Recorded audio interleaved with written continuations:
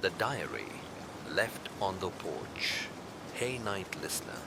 Tonight we enter the shadows. Dim streetlights flicker through misted glass as rain whispers against your windows. It's the kind of night where the air feels heavier than it should, where echoes outlast the footsteps that make them. A stray cat darts across the street. Somewhere in the distance, a car door slams, then silence rolls back in like fog. If this story found you, maybe it's because you've been followed too. So, before we vanish into this mystery, like the video and subscribe only if you can handle the truth buried beneath the lies. Comment your location and whether it's truth, thrill, or justice that keeps you up at night. Now, lock your doors, take a deep breath, and follow me into the dark. You almost trip over it. A plain brown package on your front porch, soaked around the edges like it's been sitting in the rain too long. No postage, no return address, just your name in tight, deliberate handwriting. You scan the street out of reflex. It's empty. You pick up the package. It's heavier than it looks solid, like something you're not meant to hold until you're ready. But you're not ready. You open it anyway. Inside a journal, worn leather cover, spine slightly warped from water, maybe time, no name, no title. You run your fingers over the edge and something in you recoils, like your body knows something your mind's forgotten. You open the cover. The first page is dated 6 years ago. You know the handwriting. It's hers. You sit down hard on the steps because your legs no longer trust you to stand. You remember her. How could you not? She was the chaos and the calm, the storm and the silence. She vanished. No note, no call, just a missing persons report that no one really filed. Not officially. You told yourself she left. You wanted that to be true. You read the first line. If you're reading this, it means I was right. You blink. The second line. And if you're reading it today, then the lie is still alive. The lie. You look around again. Your neighborhood feels unfamiliar now, like it knows you've stepped into something it can't protect you from. You bring the diary inside, lay it on the table like a patient in surgery.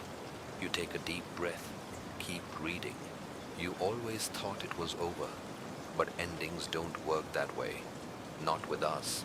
It's not over until you remember what you did. You pause. The words sink in like teeth. You turn the page. More entries, written in a voice you'd nearly forgotten. Sometimes sharp, sometimes distant, but always watching, always remembering. They told you I left. I didn't. I told you the truth. You just didn't want to hear it. You erased me, but not well enough. You reach the 5th page. A photo slips out. Your hands freeze. It's you and her, arms around each other, smiling, taken at the lake. You remember that trip. Except you remember being alone. Your chest tightens because you're not just seeing a memory. You're seeing a contradiction. You flip the photo over. One line, written in a handwriting. Start here. You stare at it. Your breath fogs the glass of the picture frame next to you. And in that reflection, for just a second, she's standing behind you. You spin around.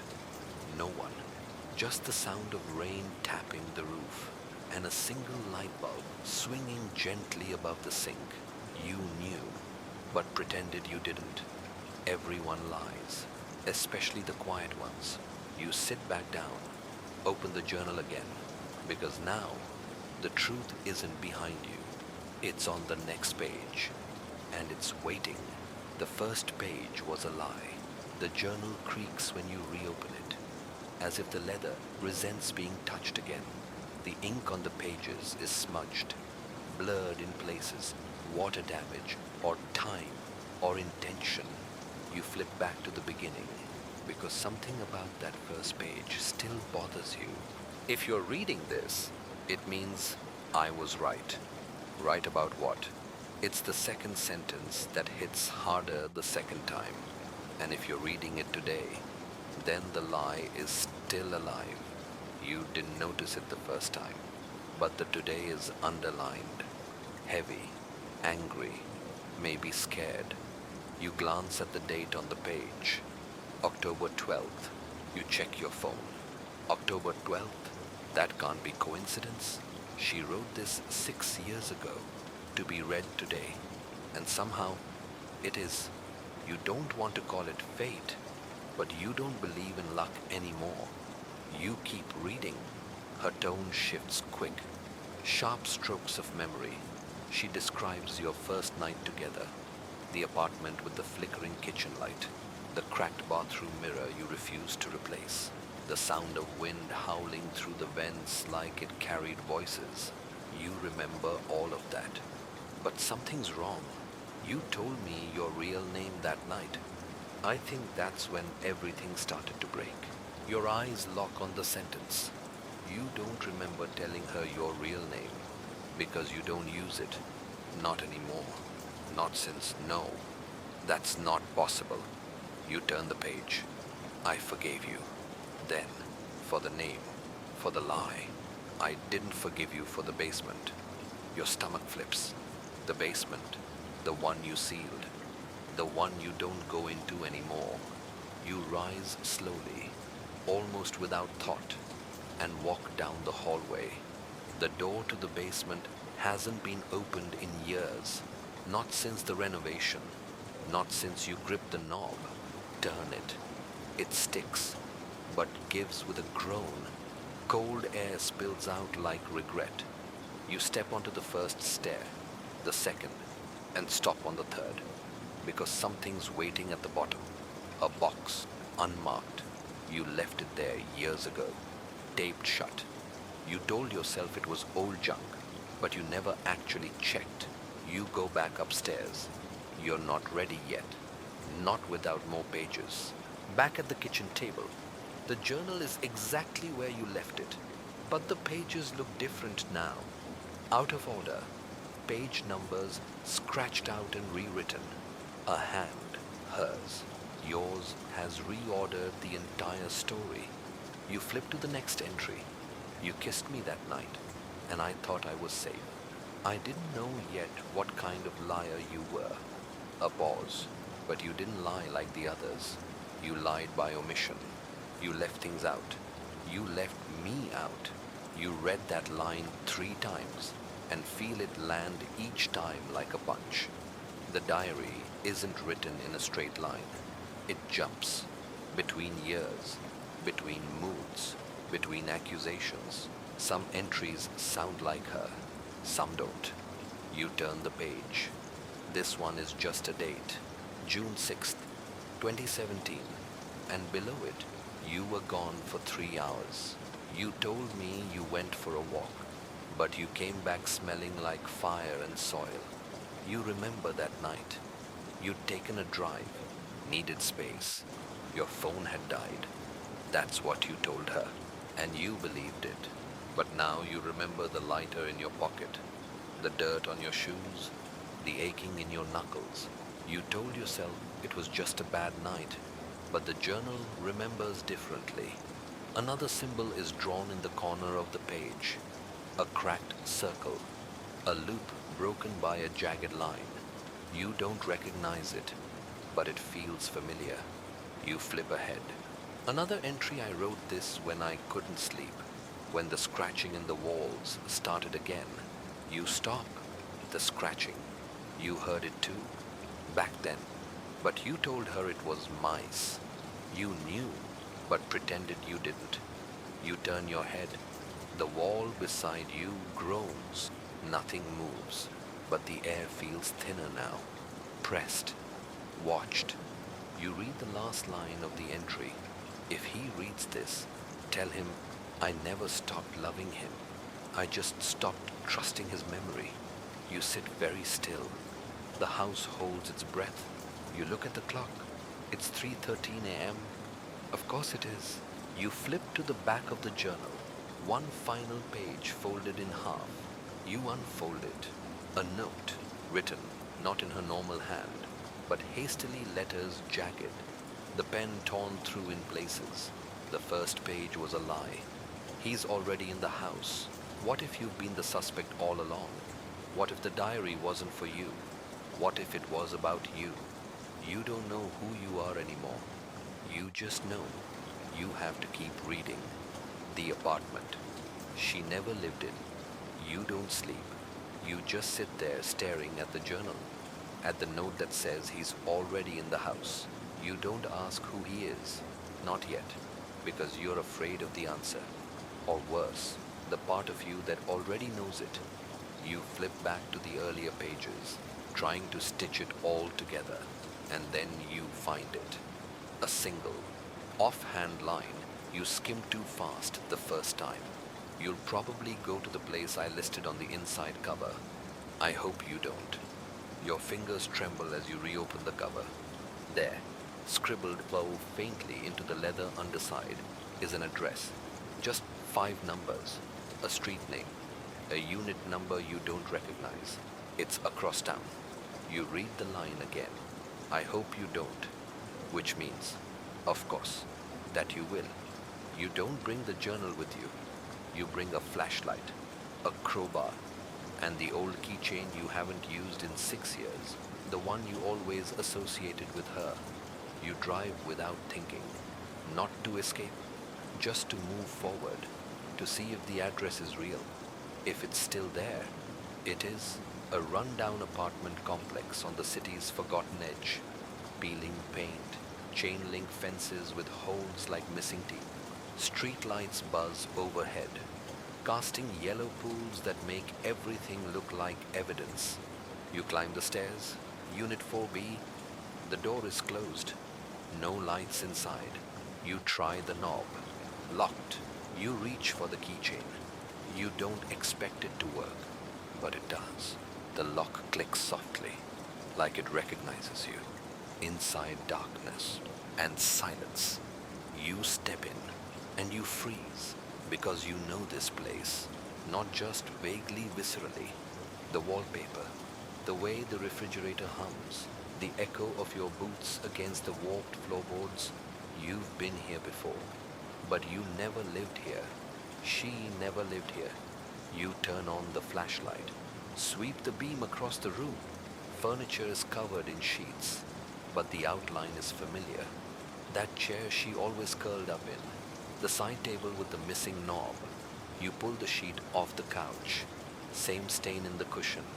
Coffee or wine. From a night she spilled something laughing too hard. A night you remember, except you remember it happening somewhere else. You walk toward the kitchen. There's a smell, something like candle wax and dust and jasmine, faint and haunting. You find a notepad on the counter. The first page is blank. The second has one word written again and again. Remember. You open the fridge. Empty, but cold, which means someone's been here recently. You check the freezer. A glove, black, leather, familiar. You pull it out. Inside, something rustles. A small slip of paper, crumpled and tight. You unfold it slowly. It's a torn piece of a larger page. Just 2 lines. This isn't where she died. This is where you forgot. You stagger back, hit the counter. The light flickers. You knew, but pretended you didn't. There's a mirror on the hallway wall. You catch your reflection. It looks off, not just tired, different, angled wrong. You step closer. Your reflection doesn't. It just stands there, smiling faintly. You blink. It moves normally now. You check the bedroom. More sheets. A single bed, and on the nightstand, another journal, thinner, burnt at the edges. You open it. Blank pages, until the last one. If you found this place, then you're closer than I thought. I was trying to save you from something you already chose. You hear something shift behind you. You spin. The closet door creaks open, but there's no one inside. Only a cracked mirror, leaning against the back wall, a word scratched into the glass. Still. Still here. Still alive. Still you. You slam the closet shut. Leave the journal. Leave the glove. Leave the memory. You walk out the door. Lock it. Then realize you never turned the lights on. But they're glowing now. Every room. Warm. Alive. Like someone just arrived. You don't look back. What if you've been the suspect all along? What if this apartment didn't remember her? What if it remembered you, the photograph you didn't take? The rain starts again while you drive home. Soft at first, just enough to whisper across the windshield. Then harder, rhythmic, like knuckles tapping gently on glass, asking if you're sure you want to keep going. You're not, but you do. You leave the key to the apartment in the glove compartment. Something about carrying it with you feels wrong, like it would give that place permission to follow. You tell yourself you won't open the journal again tonight. You lie. You're halfway through the living room when you see it lying exactly where you left it, spine splayed, like a wound trying to breathe. You sit, open to the marked page, the one you folded earlier, the one you weren't ready for. Another photo falls out. At first, you think it's the same one as before. You and her at the lake, but the angle's different. Closer, intimate. Your arm is around her shoulder. Her head leans on your chest. The two of you laughing, in motion, like someone caught you mid-thought. You remember the lake house. You remember the storm. You remember being alone. You flip the photo over. Written in a careful hand. You weren't. You check the background. Trees, a canoe, the chipped railing of the deck. You scan your memory. She wasn't there. She couldn't have been there. That was after she disappeared. That was after you were sure she was dead. But the photo says otherwise, and your face in the image doesn't look confused. It looks happy, comfortable. You stare at your own expression like someone who doesn't know he's being watched, like someone who's forgotten what he's already done. You open the journal. There are moments we agree to erase. You said it was for my protection. I believed you, but you weren't protecting me. You were protecting yourself. You turned the page. You told them you didn't remember, and that was the only truth you ever told. That line burns because you did forget, didn't you? There's something hollow in your chest now, a shape you used to carry, a hole where a confession might fit. You read the next sentence. There's one more photo. It's in the bookcase. Behind the spine you cut.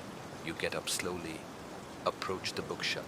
Second shelf down, third from the right. A row of thrillers. You pull them out, one by one, until you find it.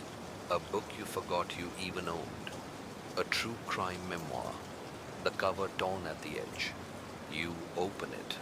The pages are clean, except for one. About halfway through, a hollowed out square cut clean into the paper. Inside a single Polaroid. You slide it out. Your hand goes cold. It's her. In the same room you're standing in now. The same couch. The same blanket. The same faint crack on the wall above the lamp. She's smiling, looking straight at the lens, and sitting beside her. You, but you're asleep, or unconscious, your head slumped, your arms limp at your side, your eyes closed. You drop the photo, step back, your pulse hammers, your mouth is dry. What does this mean? Did she stage it, drug you, or is it worse? Did you not remember this because you weren't meant to? Because someone or something helped you forget? You pick up the photo again. There's something strange about her smile. Not cruel, not triumphant, just tired, like she's already said goodbye. You check the journal again. The next page is written in a different style. Messier, frantic. I found the photo. It's real. It's always been real. He told me to leave it where you'd find it. He said you'd need to see yourself asleep to believe you were ever awake. You stop reading. You scan the room. Every reflection, every shadow, every echo. You're alone. But it doesn't feel like it. Not anymore. You knew, but pretended you didn't.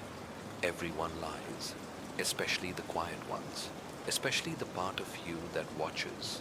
You go back to the photo and notice something new, a detail you missed before.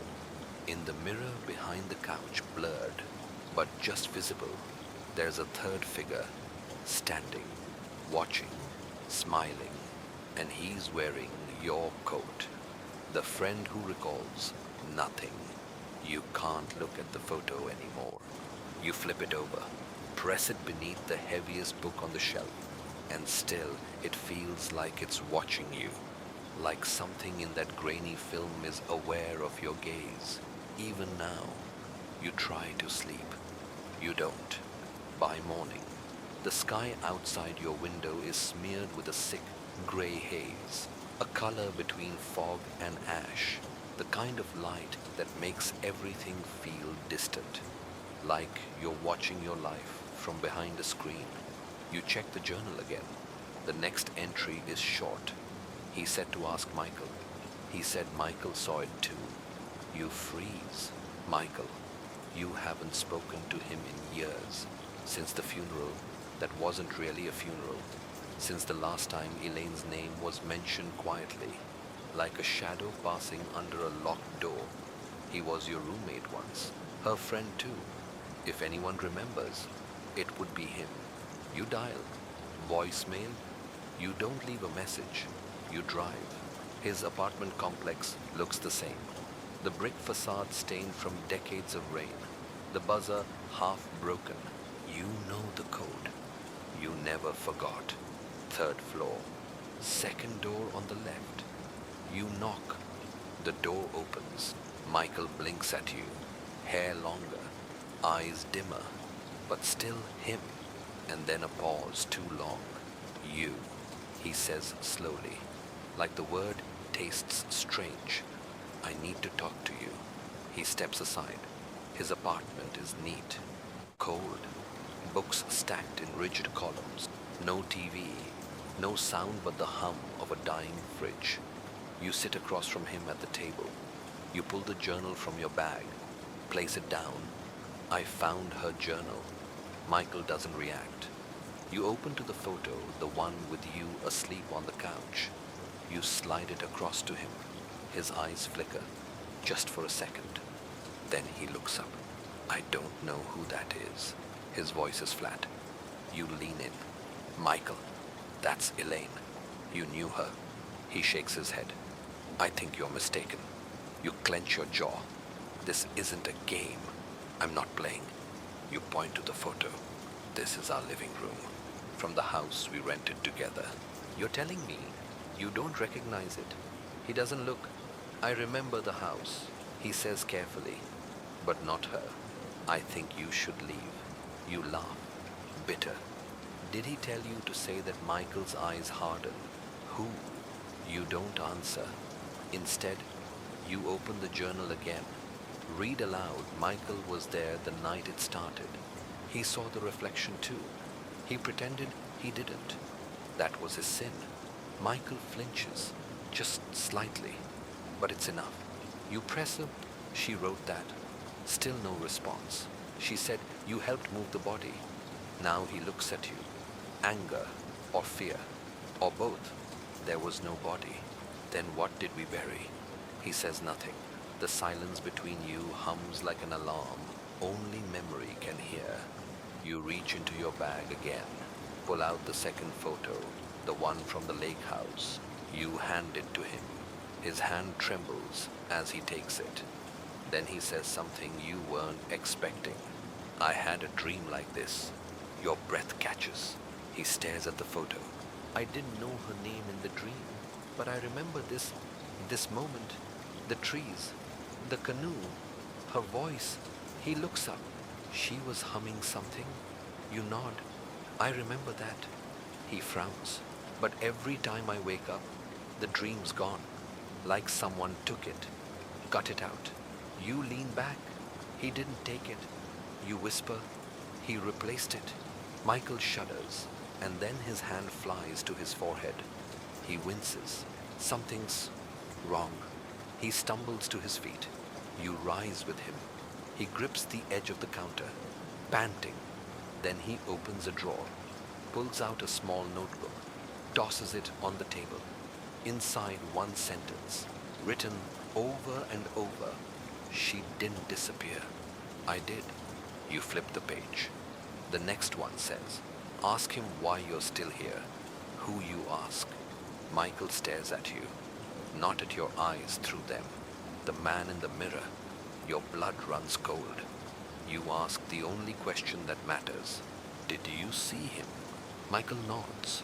I see him every morning, where he turns slowly toward the hallway mirror. The surface is clean, untouched, but you know it's there, waiting. You knew, but pretended you didn't. Everyone lies, especially the ones who forget. You turn back, but Michael is gone. No door opened, no footsteps, just the notebook, still warm from his hands, and a new page that wasn't there before. You're next, the locked box under the floorboards. You drive home in silence. No music, no news, just the low, mechanical thrum of tires chewing wet pavement. You don't remember how you left Michael's apartment. You just remember turning away from the mirror and then blinking into a different kind of emptiness. The notebook still sits in your passenger seat. You're next. That phrase loops in your head like a ticking metronome. What does it mean? Next to forget, next to disappear, next to remember something you've spent years hiding from yourself. You don't know, but you do know where you're going next. The basement. You swore you'd never open it again. Not after what happened that night. Not after you buried it, sealed it. Really with nails and lies and half-truths. But her journal brought it back. I didn't forgive you for the basement. It's time. You reach your front door. Stand there for a moment in the rain. Then step inside. The house is quiet. Too quiet. Even the pipes aren't humming. Even the refrigerator has stopped. Like the whole structure is holding its breath. You move toward the hallway. The basement door looms ahead, familiar and foreign. You open it slowly. The air that greets you is dry, stale, aged in silence. You flick the switch. Nothing. Of course. You grab your flashlight and descend one creaking step at a time. When you reach the bottom, you see it immediately. The trapdoor, covered with a discarded rug. You don't remember putting it there, but you must have. Or maybe someone else did. You peel the rug back. Your fingers find the groove in the wood. A small brass ring handle, dusty but solid. You tug. It groans, lifts underneath the hollow. And in the hollow, a box. Wooden, heavy, the kind of old that carries secrets like rot. It's locked, not with a padlock, but with a recessed keyhole, small and strange. You freeze. You've seen that shape before. You rush back upstairs, dig through the journal. Page 13, taped to the corner, hidden under a sticky note, a key. You missed it, until now. It's small. Brass, worn smooth on one side, like it's been turned many times. You take it back to the basement, slide it into the box's lock. Click, the lid lifts. Inside, a stack of Polaroids, a cassette tape, a white silk glove, a folded note, and beneath all of it, a mirror shard. Wrapped in cloth, you start with the note. It's her handwriting. This box is everything we agreed to forget. And if you opened it, then maybe it's already too late. You unfold the photographs. They're all of you. Different times, different places. Some you remember, some you don't. In one, you're standing at a window, looking out, but the reflection shows you looking in. In another, you're asleep in a chair, mouth open, and a hand is on your shoulder. In the last one, you're alone, or you thought so, until you see the edge of the frame, a shadow, just a sliver, but unmistakable. A man in the background, wearing your coat. You pull the tape from the box. It's labeled in red ink. Play me if you see him. You don't have a tape player, but you know who does. You glance back at the glove. It's familiar. You saw it before, in the apartment, in the freezer. You compare the two, identical, but the one in the box is clean, untouched, like it never lived through what the other one did. You unwrap the mirror shard, even covered. It hums with unease. You know you shouldn't look, but you do. Your reflection stares back, normal, still, until it blinks before you do. You drop the mirror. It doesn't break, but the sound it makes, that's not glass, that's a voice, low, hollow, almost human. It whispers, she remembered. That's why she had to leave. You step back. The room tilts. You knew, but pretended you didn't. Everyone lies, especially the ones who seal things away. You look down at the open box, and you realize this wasn't just a hiding place. It was a coffin, not for a body, but for a truth. And now you've dug it up. The last line of the note echoes in your mind. If you see him in the mirror, don't run, don't speak. Just remember his name, but the space where the name should be, torn out. The entry. You didn't finish reading. You sit at the edge of the basement stairwell, holding the note with the torn out name.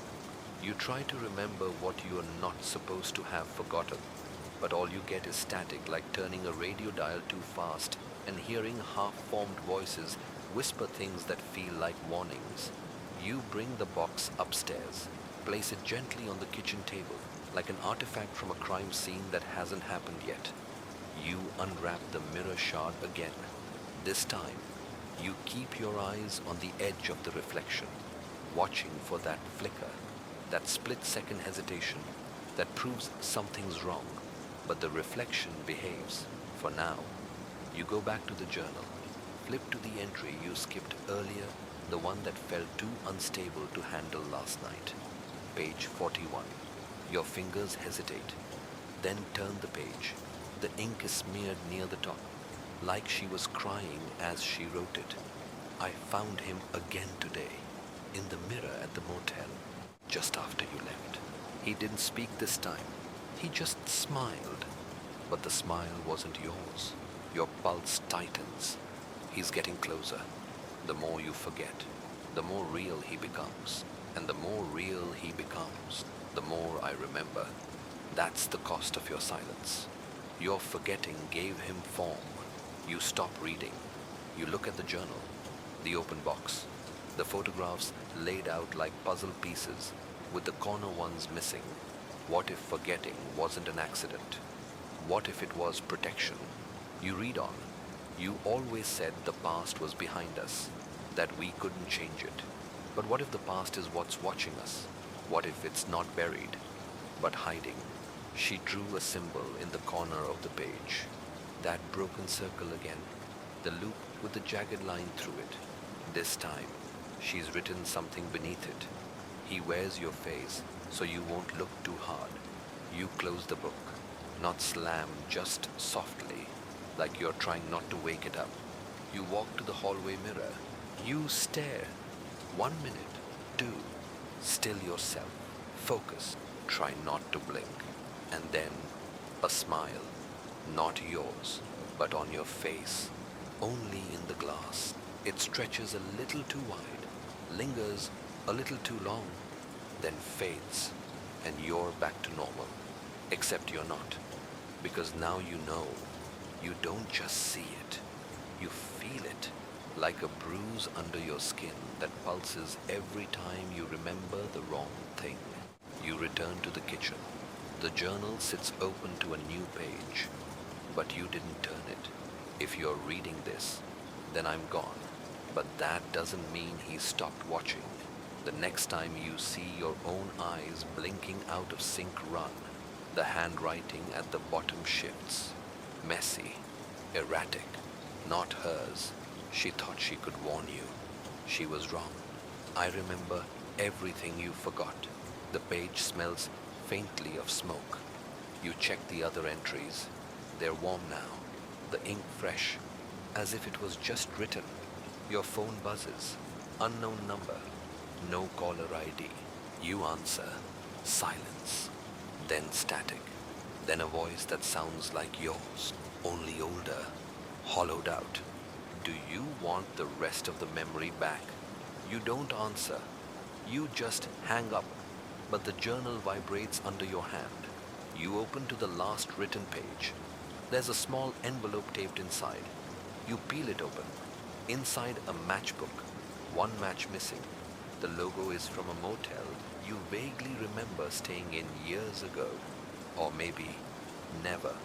And a room number written in Red Room 12. You read the final line beneath the flap. I burned what I could, but the truth doesn't die. It waits, and it watches, and sometimes it writes. You stare at your hand. The edges of your fingers are stained faintly black.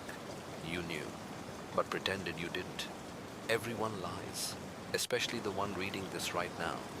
The motel that shouldn't exist. You don't remember packing, but your bag is by the door, heavy with something you don't recall placing inside her journal.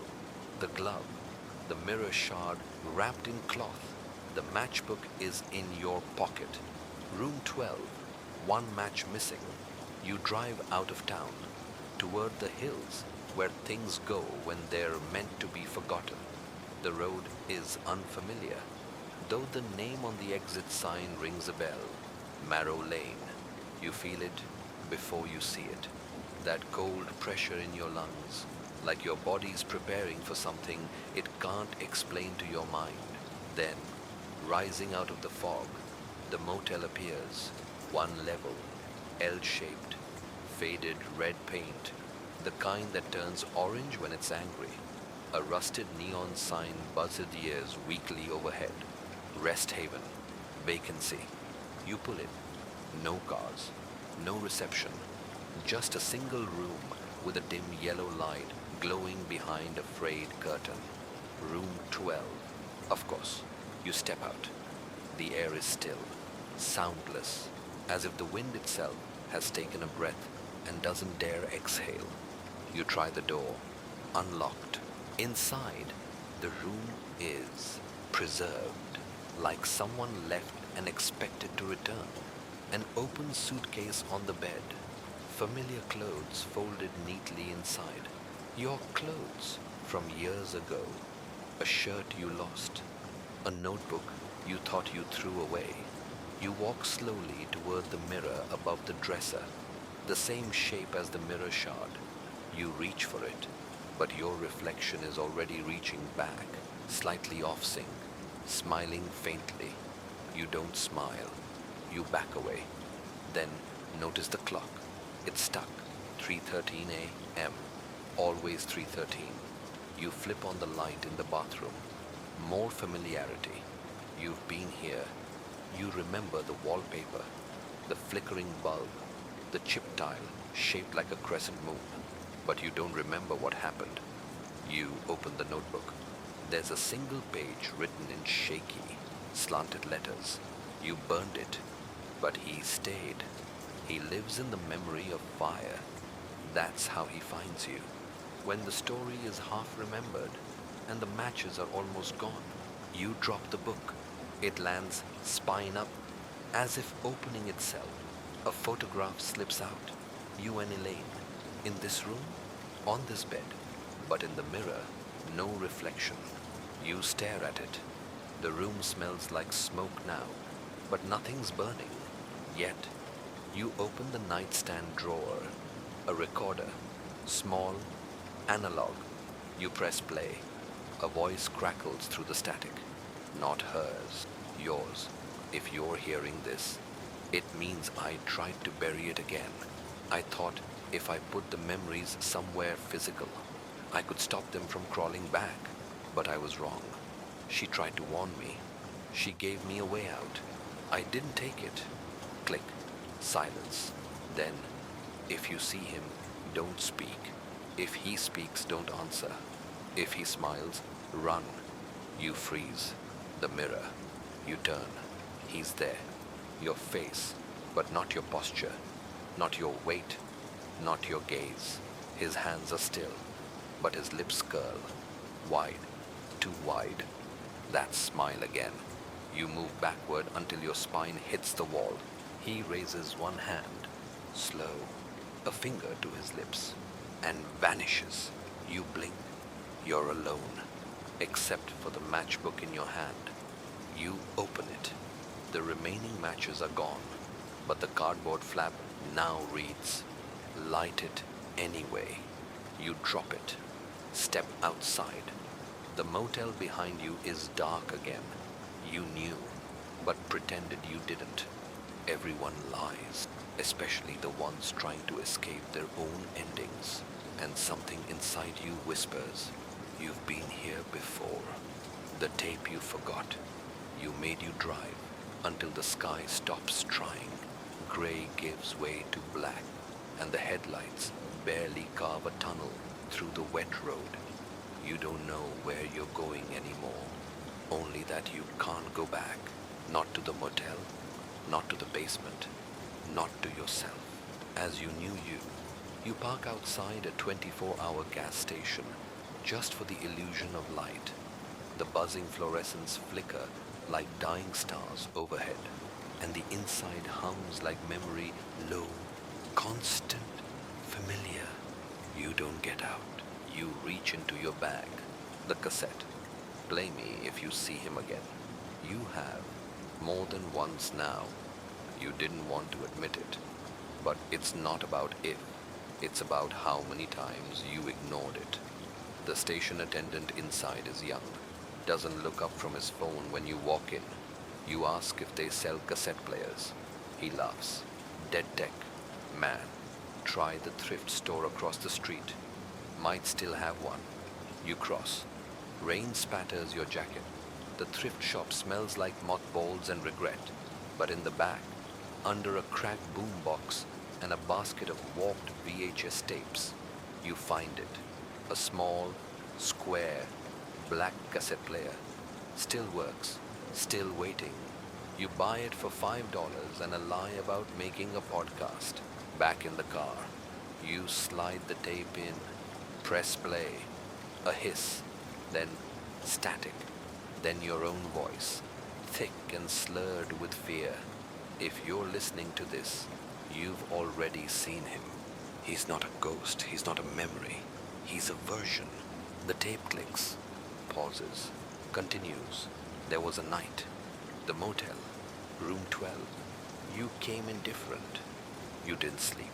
You just watched yourself in the mirror. Then you whispered something. You leaned closer, and he stepped out, right through the glass. And you didn't stop him. You freeze. You don't remember that.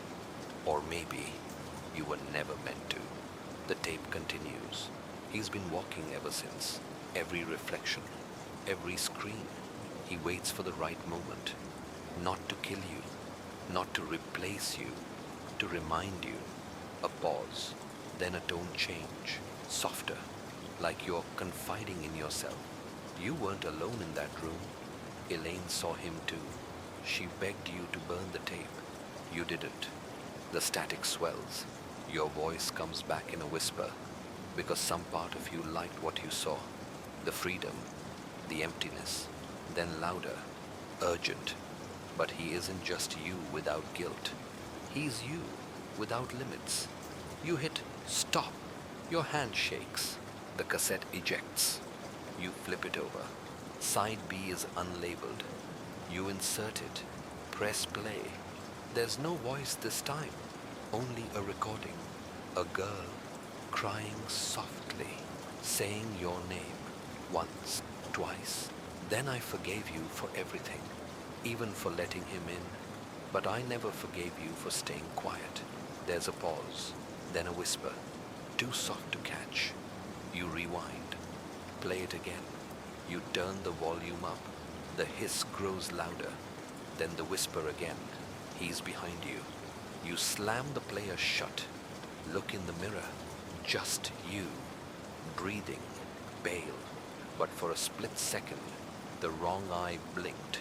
The left blinked before the right. Not yours. His. You knew. But pretended you didn't. Everyone lies. Especially the one holding the tape. Especially the one who made it. And now, you can't stop remembering. The voice on the answering machine. You don't go home. You don't go anywhere familiar. You find a cheap roadside motel that smells like bleach and loneliness. The kind of place where even the ghosts seem bored. You pay in cash. No questions asked. Room 7. You lock the door behind you. Twice. Then you shove a chair under the handle. You don't care how paranoid it looks. At this point, paranoia is preservation. You pull the curtains shut, turn off every light, then you sit, alone with the cassette player, the journal, the glove, the mirror shard still wrapped in cloth, and the photo you swore you'd never look at again, the one where your reflection smiles without you. You open the journal, page 63. A post-it is stuck to the top with handwriting you don't recognize. You won't believe this until you hear it in her voice. Beneath it, scrawled in Elaine's script, I left a voicemail. You never checked it. Your stomach sinks. The landline, back at your house. The old answering machine that still blinked red with a message you always meant to delete. You never pressed play. Because you didn't want to hear what she might have said. Because deep down, you knew it wasn't goodbye. It was something worse. You sit in silence for an hour. Then you drive. The road back to your house feels longer now, stretched by doubt and shadow.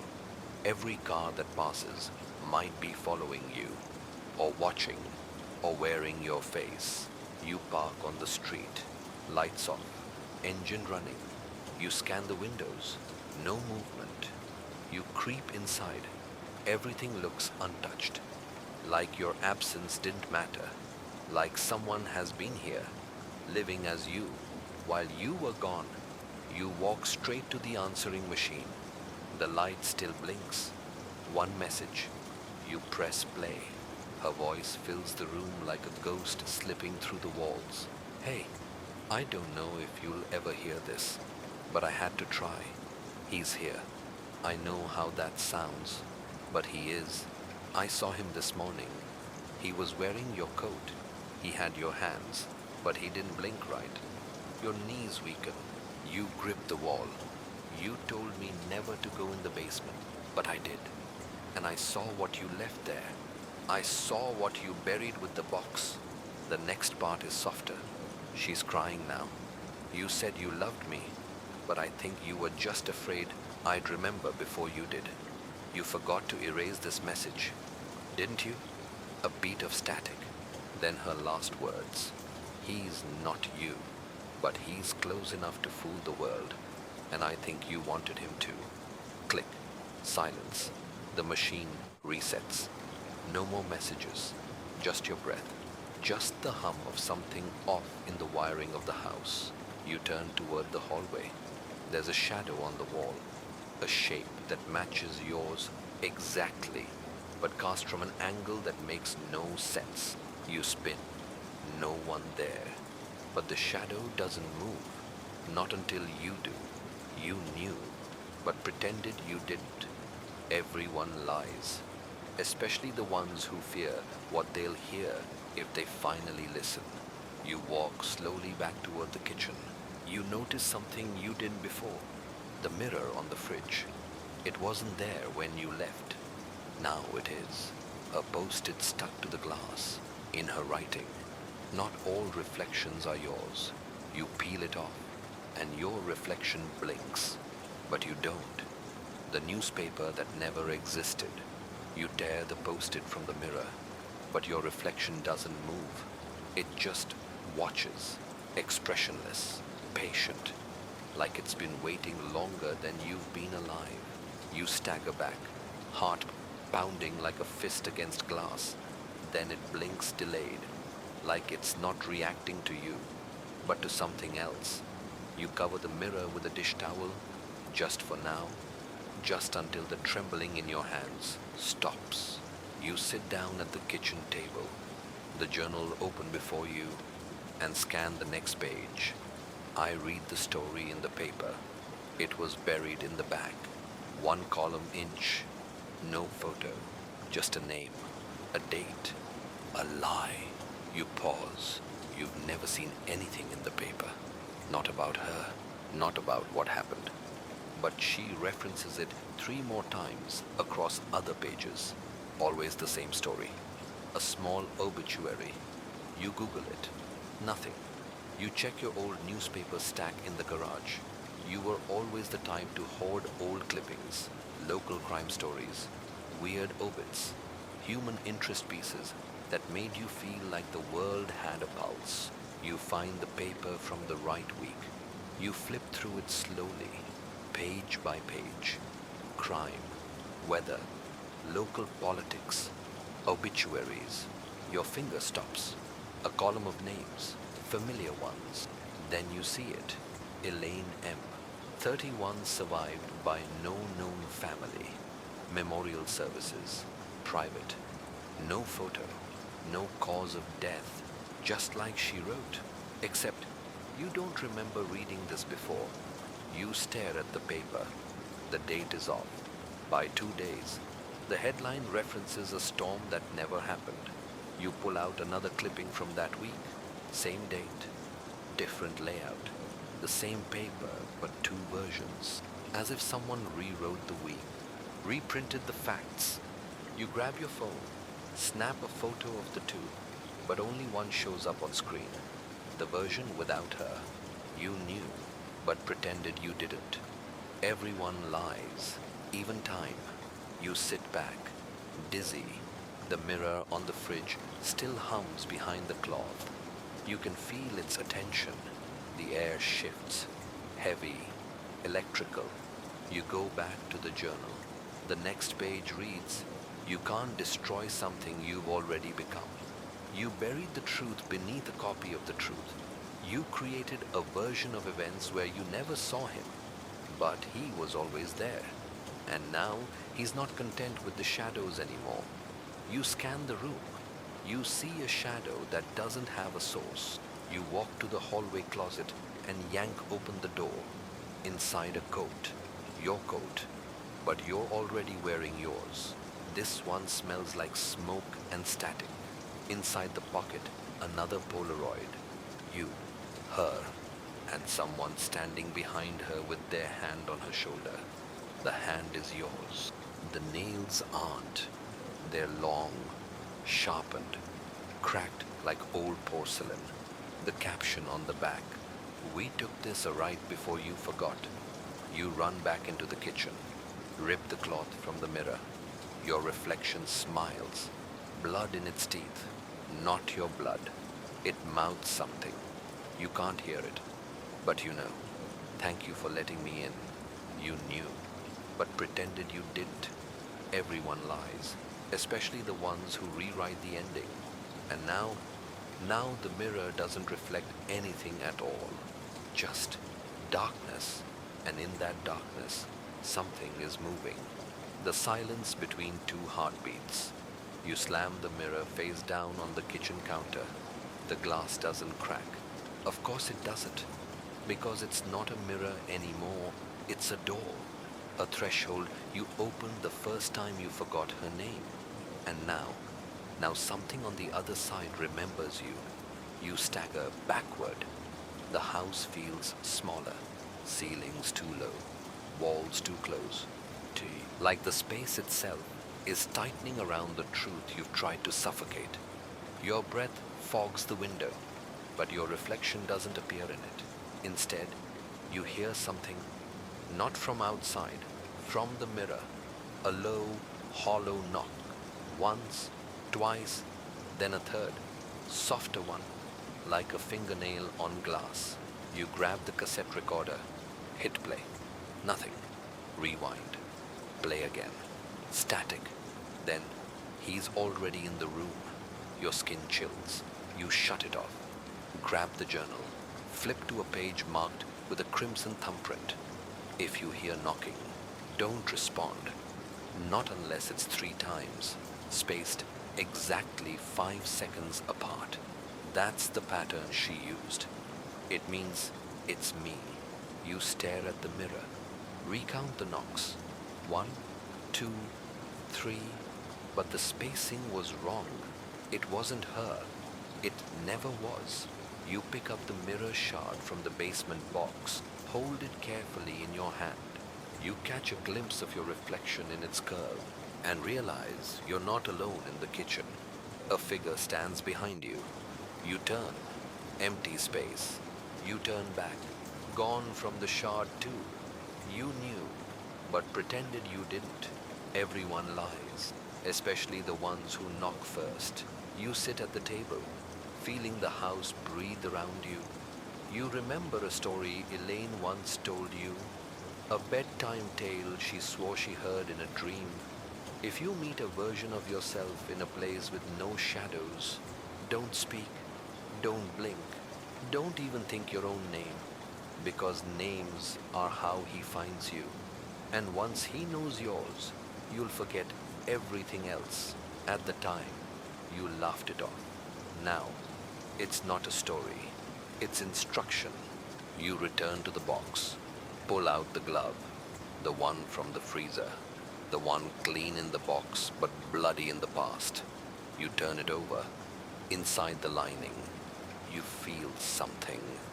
A small slip of paper, folded tight. You pry it out. It's wet, smudged, but legible. The night she disappeared wasn't her end. It was yours. You were erased, replaced. She tried to stop it. That's why she's gone. You drop the glove, stare at your hands. Are they yours? You think about every memory you've had since that night in the motel. How few there are, how vague, like borrowed time, like recorded footage taped over again and again until nothing sharp remains. The lights flicker, then the clock ticks, once, only once. But you don't own a ticking clock. You follow the sound into the hallway. A pocket watch lies on the floor, one you've never seen before. You pick it up. It ticks only when you move. You stop. Silence. You walk. It ticks again. You realize it's not measuring time. It's measuring you. You open the back. Inside is a picture. You and Elaine. But her eyes are blacked out. And behind you, half out of frame, is that other version. Always near. Always behind. Your voice comes back to you from the recorder, looping in your mind. He's not here to replace you. He already did. He just needs you to remember.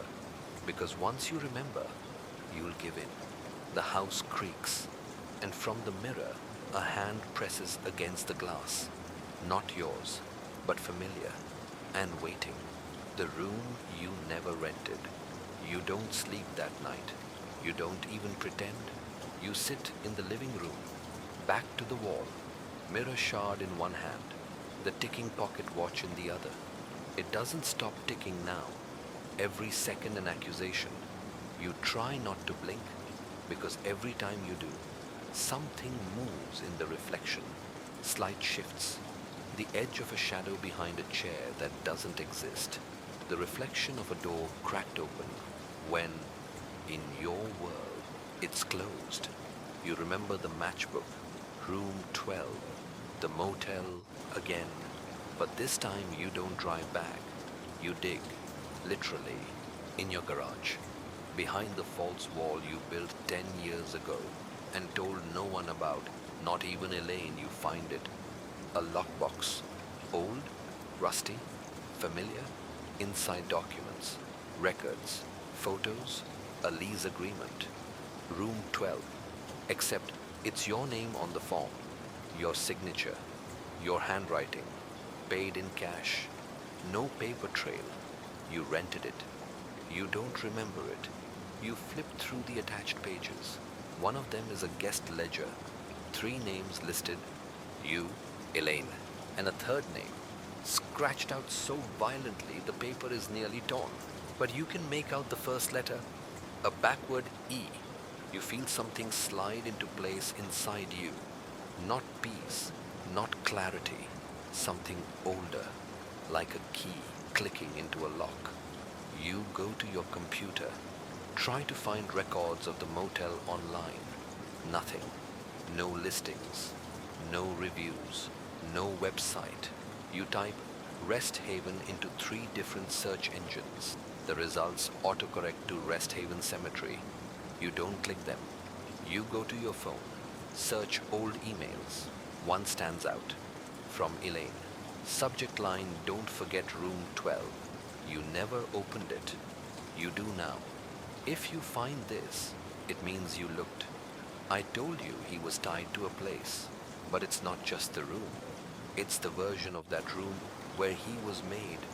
We stayed one night too long, and when we left, only one of us really did. You scroll down. There's an image attached, a photo taken in the motel mirror. It's you, Elaine, and behind you, both just barely visible him. Same face, no eyes, no mouth, just a smile, a ring of shadows around his head, like a halo made of smoke. The caption reads, "He's not your shadow, you're his." You drop the phone, grab the mirror shard. It's vibrating now, a low hum in your palm. You lift it slowly. Your reflection is sitting, but you're standing. Your reflection isn't blinking, but your eyes sting. Your reflection lifts a hand and holds up a key, not a symbol, a real one, the same shape as the motel room lock. Then it mouths 2 words, "Come back." You knew, but pretended you didn't. Everyone lies, especially the one who left the door open the first time. You put on your coat, the one he always wears. It fits perfectly, like it's been waiting for you.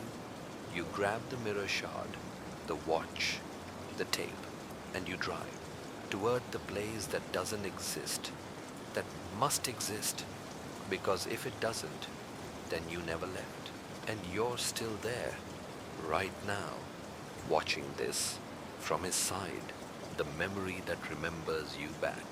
The road twists like it's trying to throw you off. Trees on either side lean too close, branches clawing at the windshield as if trying to keep you out or pull you back in. You follow no GPS. There's no signal out here, no reception, just the static buzz of your thoughts. You don't blink the entire drive. You're afraid of what might change when your eyes are closed. And you were right to be, because when you finally see the Rest Haven Motel again, it looks exactly as you left it, but also like it never left you.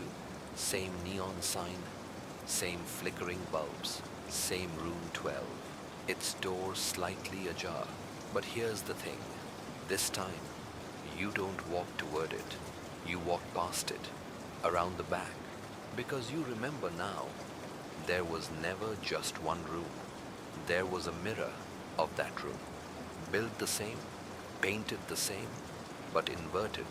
For him, you find the door, not marked, no number, just a keyhole shaped exactly like the brass key from the box, the one your reflection showed you. You pull it from your coat pocket. You don't remember putting it there, but you're not surprised. You insert it. It turns without resistance. The door creaks open. The room inside is colder than any place should be. Not physically, spiritually. It smells like old tape reels and burnt matches. You step in. Everything is flipped. Left is right. Shadows lean the wrong way. Light bulbs hum, but cast no light. On the wall across from the door is a mirror, tall, full length, wrapped in chains, except the chains are on your side, not his. You walk closer. Your reflection is already there, waiting. It smiles, but you don't. And it raises its hand before you can. You can't move. You feel your mouth dry. Your hands go numb. Then the reflection speaks. No sound. Just lips, mouthing the words, "I'm tired of pretending." You try to turn away, but your legs won't move, because this room isn't a place. It's a trapdoor, not in the floor, in the mind. You hear her voice, Elaine, from somewhere inside the walls, a whisper at the base of your spine. "I tried to keep you out, but you kept coming back. He needed you to believe you were still in control." You back away, stumbling.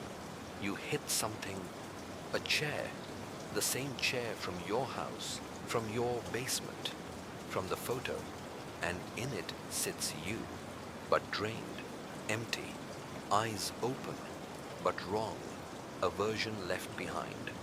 A husk, the lights flicker, the mirror vibrates, and now your reflection moves when you don't. It steps closer, hands pressed against the glass.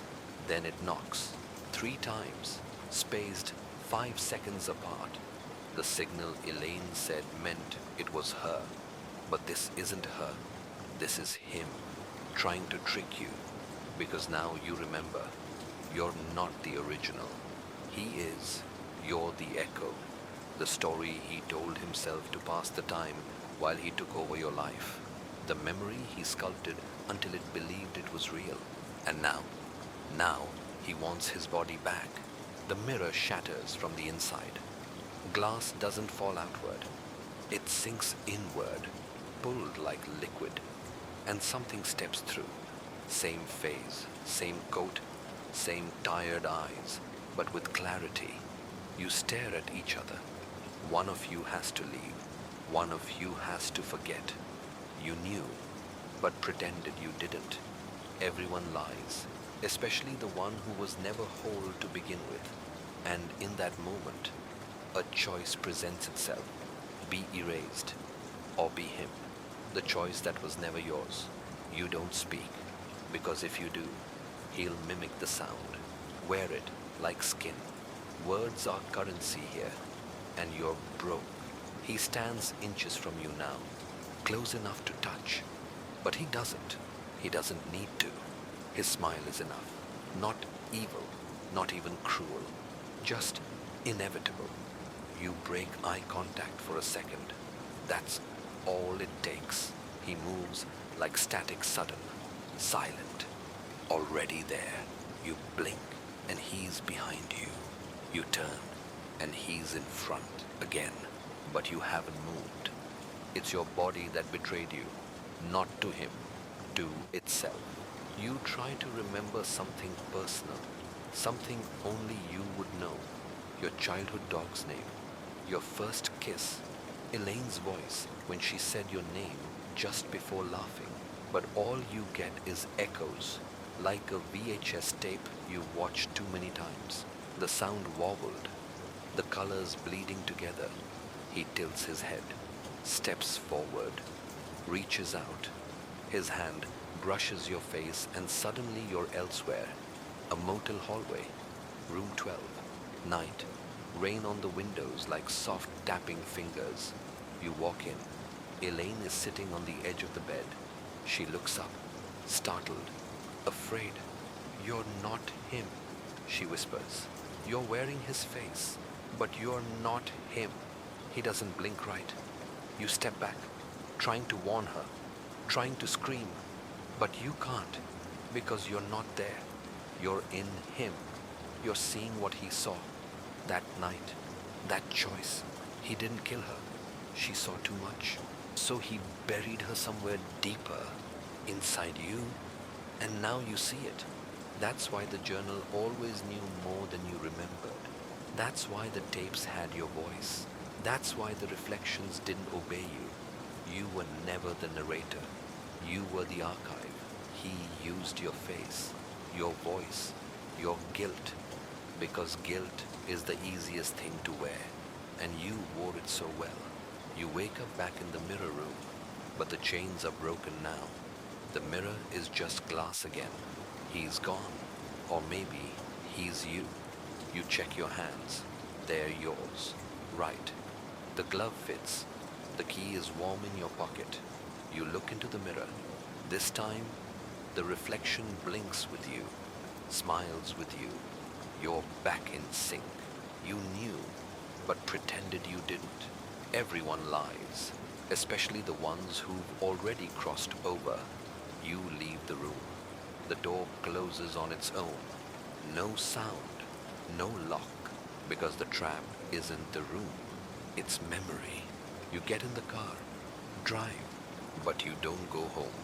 You can't, because what waits there is a life you're no longer sure you earned, or even belong to.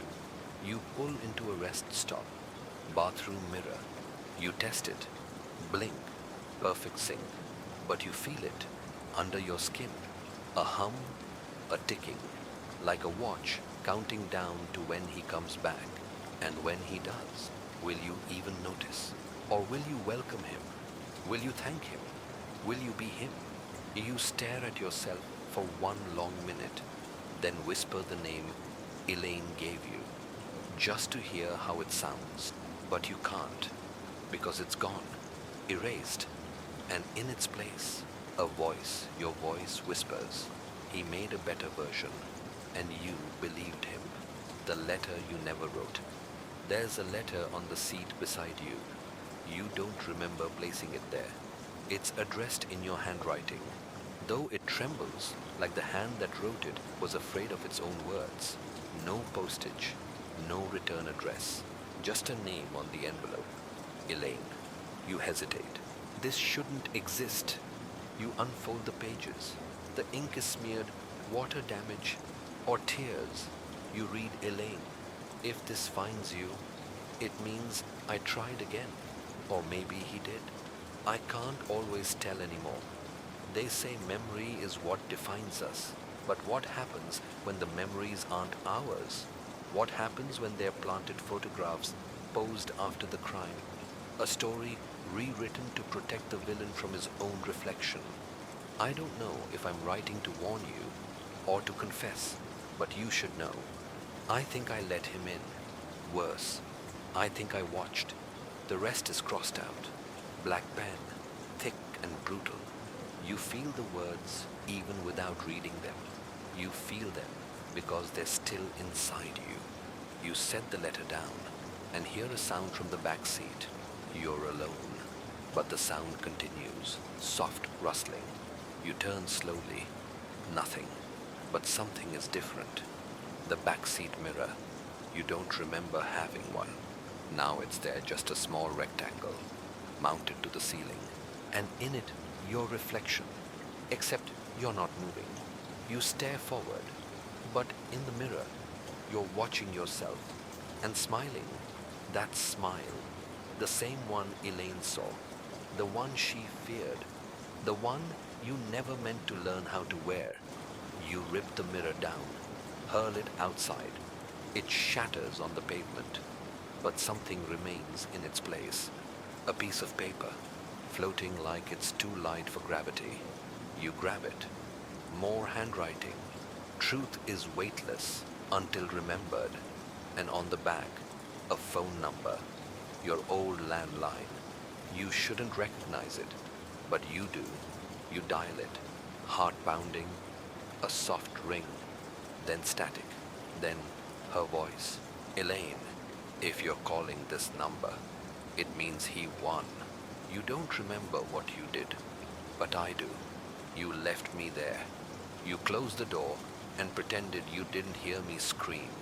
Then you buried the version of yourself that could feel it. But he heard it, and he liked it. The line clicks. Dead. You drop the phone. Shake. Outside. The wind picks up. Leaves scatter like whispers fleeing a lie. You knew, but pretended you didn't. Everyone lies, especially the one who leaves a letter for someone already gone. You return to the letter. Beneath the ink scratches, one sentence remains. I'm sorry I made you remember. You stare at those words, and you wonder, did you write this letter, or did he?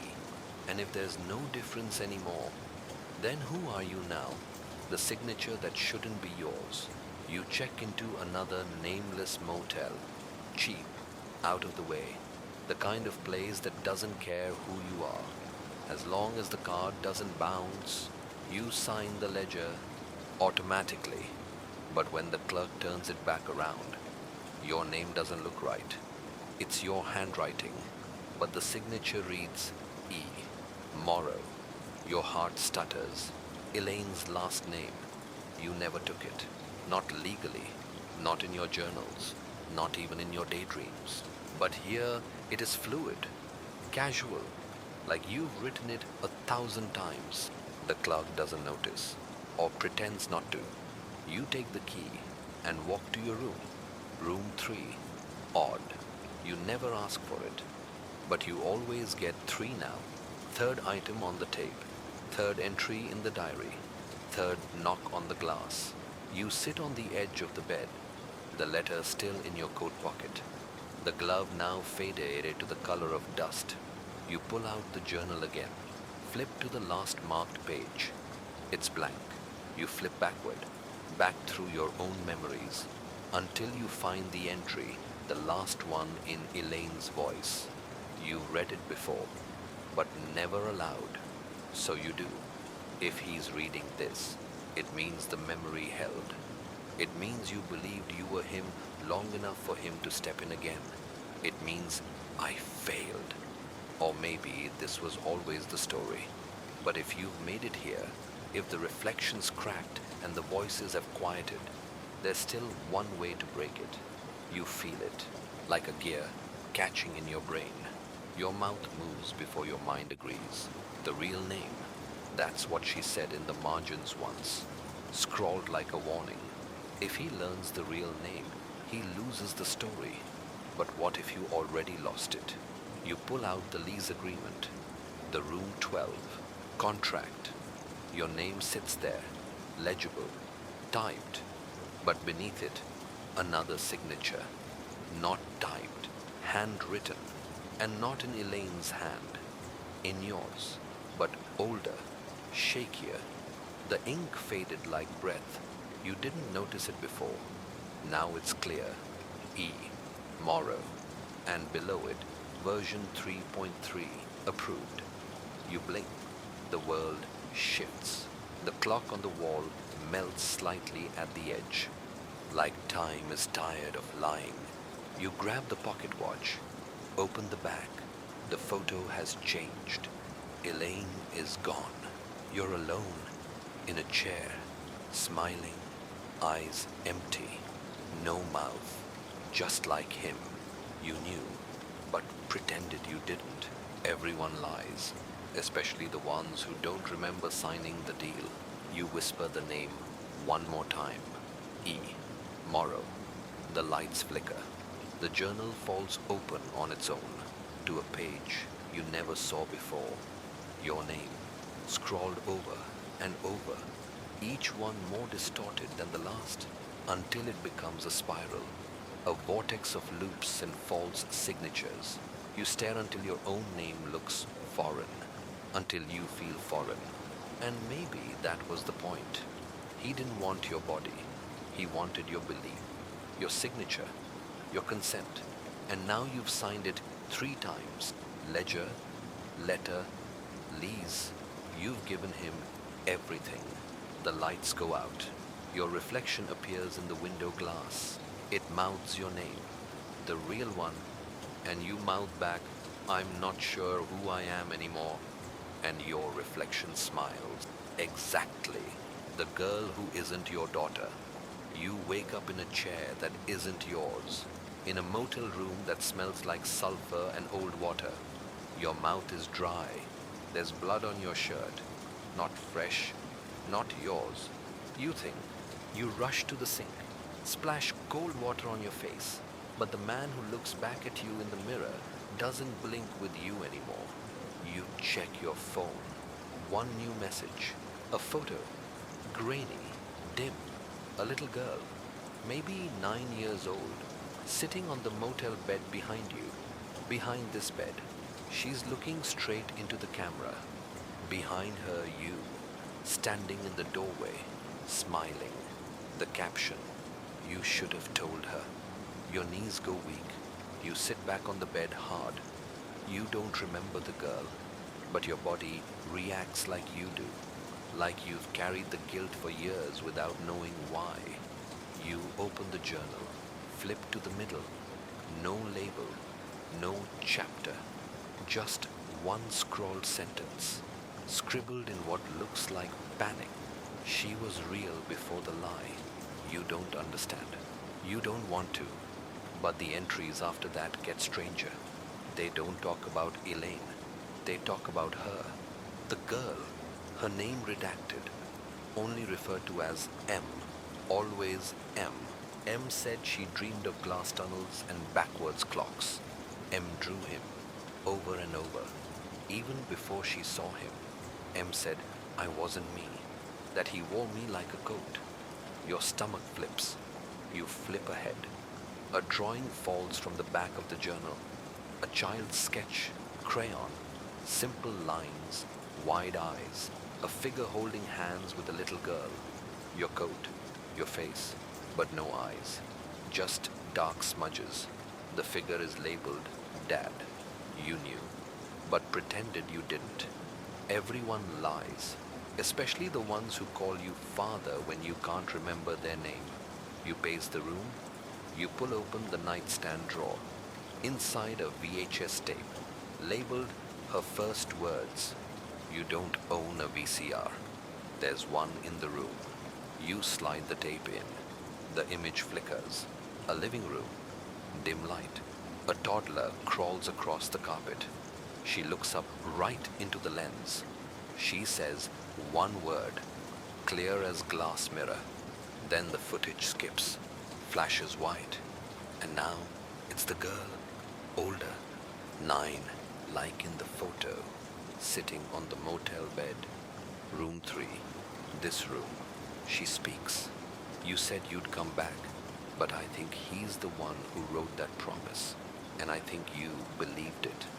I'm sorry I had to leave, but you weren't safe anymore. The tape ends, static. You sit there, hollow.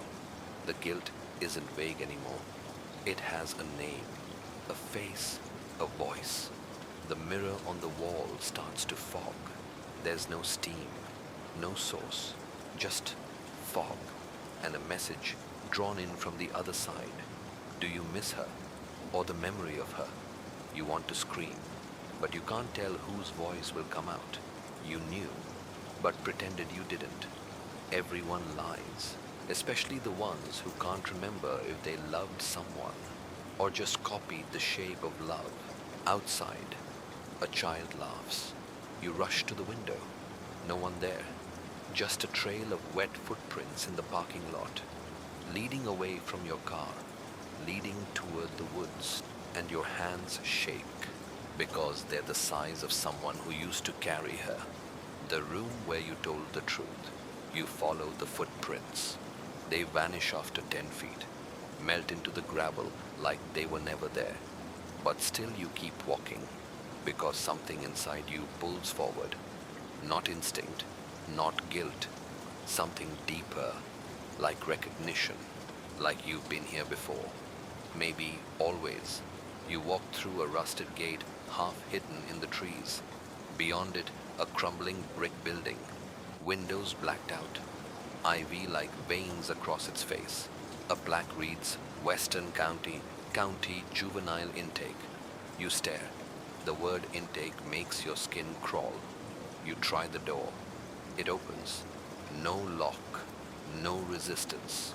Just a long, empty hallway, painted sickly green. Every overhead light flickering at a different rhythm. You walk slowly. Each step a memory you don't want. You pass closed doors, labeled by number. Room 12, room 3, room 7, then finally room 0. It's not marked, just carved, deeply scratched into the wood, like someone wanted it forgotten. You push it open. Inside cold metal chairs, a table and two-way glass, an interrogation room. You've never been here, and yet you know what it smells like. You remember it before you step in. You sit down. Your reflection sits across from you, not in the glass, in the chair, smiling, still wearing your face, but cleaner, more composed, like he doesn't have to pretend anymore. He sets something on the table, the tape recorder, the one from your house. He presses play. Your voice. She said the mirror started lying before I did, but I had to forget. I had to, or the screams wouldn't stop. I remember the motel. I remember the room. I remember her. You glance at the reflection. He's not smiling now. He's watching, waiting. The voice continues. I asked her to go with me. I begged, but I wasn't me anymore. I was wearing it. I saw it in her eyes. The moment she realized that I was just a man-shaped silence. You stop the tape. Silence follows. Then a whisper, not yours. From the mirror. She didn't run. She stayed. She held your hand while you forgot her name. You stand too fast. The reflection rises with you. Only now. You don't move. He does. He's free. And you're not. You knew, but pretended you didn't. Everyone lies, especially the one who walks out of the room with your skin, your eyes, your story. The door shuts behind him, locks. You're inside now. The reflection, the shadow, the echo. A speaker crackles in the ceiling. A girl's voice. If you hear this, it means he made it through. I don't know if you're still in there, but if you are, you have to remember, there was never just one of you. He's the part you hid, the part you buried, and he's rewriting it all. The lights dim, the glass fogs. Your reflection blinks not when you do. You press your palm to the window. It's warm. On the other side, he smiles, turns, leaves, takes your life with him, and you're left with the echoes, the guilt, the hollow name. You never told the truth in this room. You became it. The final entry writes itself. You sit in the interrogation room, lights dimming one by one, the hum of the fluorescence sinking into your bones. The chair across from you is empty now, but the indentation remains, like the echo of someone heavier than memory. You look at your hands. They tremble, not from fear but absence. You're forgetting. The longer you sit here, the more your edges blur. It's not death. It's erasure. There's a notepad on the table. Blank, but only because the ink hasn't caught up yet. You reach for the pen beside it. Write the first line without knowing why. This is not a confession. This is a correction. Your handwriting, but not your voice. You try again. He left something behind. A weakness, a crack. Me. You flip the page. Your name writes itself at the top. Not the version they gave you. The real one. The one he stole. And with it, the memories begin returning, not as images, but as possibilities. Each page you write, the lights come back on one by one, not above you, inside you. You remember Elaine, not her screams, her laugh. You remember the girl, not the fear on her face, the hope in her eyes, the way she waited Even when you didn't come, you write faster. The pen glides like it knows where it's going. He can't create, he only copies. But I can still rewrite. He took my voice, so I gave it shape. This is my final entry. Your hands hurt, but you don't stop. The journal you brought with you opens on its own. Blank pages, filling with ink. Not black, red. A symbol, a map, a reversal. You tear out the page you just wrote, slide it under the glass. The mirror across the room flashes. Your reflection reappears, confused, afraid. You smile. He doesn't, because now he knows. You've changed the ending. You've become the ending. You knew, but pretended you didn't. Everyone lies, but you rewrote the lie. You stand, walk to the mirror, touch your fingers to the surface. They pass through, not like glass, like water.